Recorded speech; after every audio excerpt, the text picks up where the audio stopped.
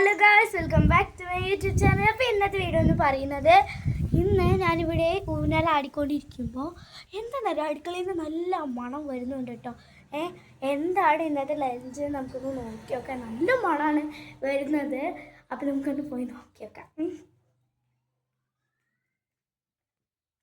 അപ്പോൾ നമ്മുടെ അടുക്കളയിൽ എത്തി. ഇന്നത്തെ ലഞ്ച് എന്താ നോക്കട്ടെ.